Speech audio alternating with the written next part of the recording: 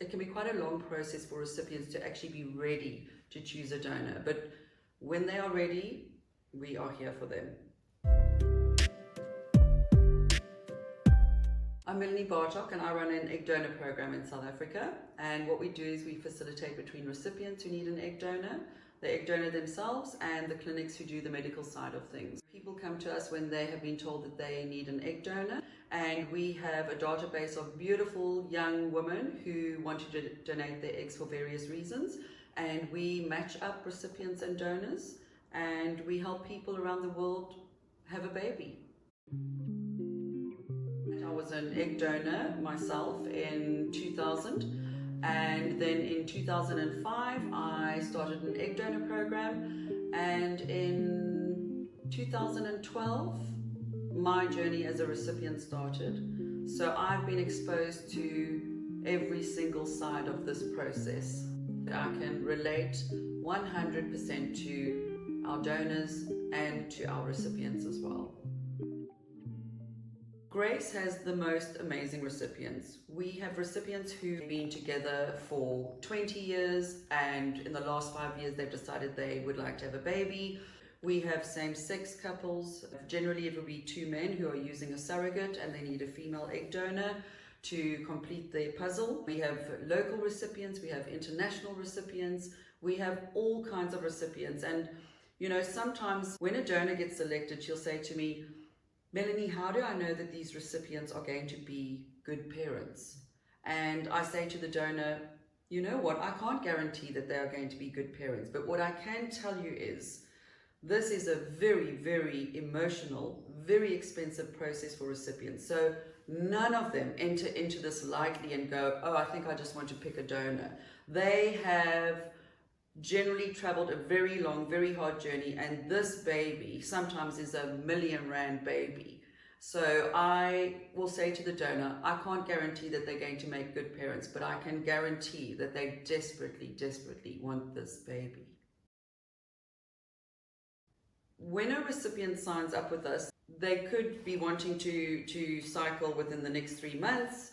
They might not be ready and actually want to cycle in the next year. Sometimes it's quite a process for them as well, because maybe they've just recently been told by their fertility specialist that they need a donor. So they hop onto our site, they have a look at our donors, but actually they need to go through a bit of a mourning and a grieving process, because some of them switch very quickly from not being able to use their own eggs to I need an egg donor.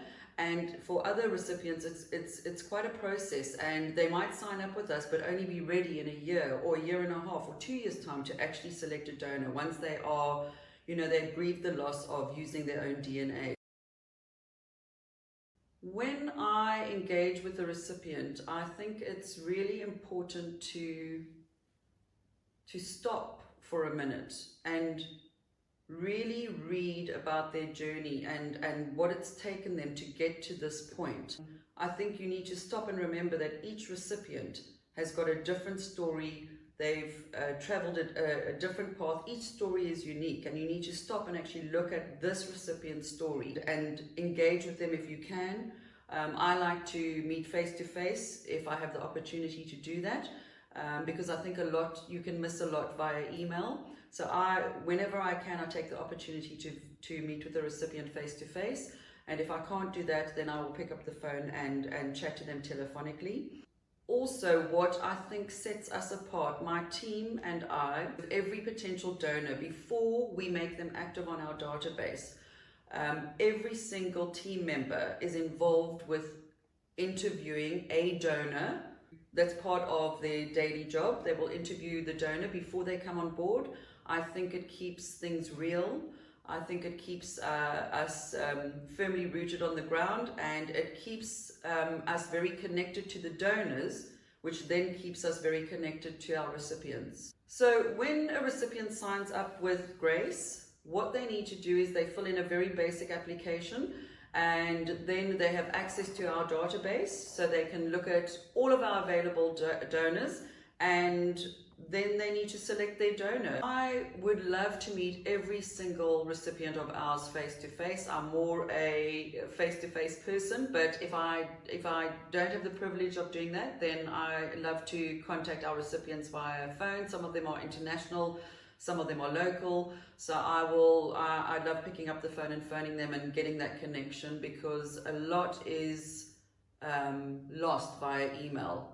What I say to our recipients is, apart from the fact that I've had my own personal journey with infertility, and that I do understand what they are going through, I also am very, very connected to my team and what they are doing on a daily basis. And what I do on our side to keep it real for my team is, all of us have an opportunity to have a one-on-one session with the donor before they come on board, because I think donors and their story and their reason why they want to come on board keeps us grounded, and it keeps it real. And so when I am meeting up with the recipient, I may have met their donor or interacted with their donor, so it's a very personal process.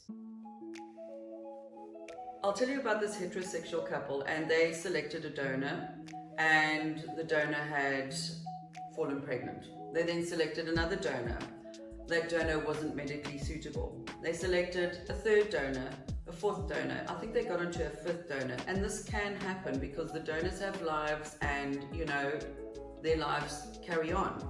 Grace isn't number one in their books, so they don't think of updating us when something happens in their life. And they emailed me and said, maybe we're just not meant to be parents. This must be a sign. We must give up. And I remember phoning them back a day or two later and saying, it is not a sign. It is not a sign. You're going to be parents. Please just trust in me. Select your next donor. They've got twin boy girls who are now a couple of years old, and they are so glad that they didn't give up. Sometimes the road is bumpier than it should be, and you've already been to hell and back a few times. It's not a sign. You've got to find that strength from somewhere and carry on if you can, financially, emotionally, mentally, physically, and you can have that baby or babies. Don't give up.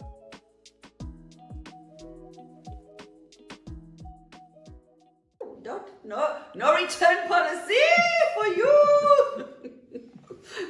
We haven't had one returned yet, so I think we're doing something right.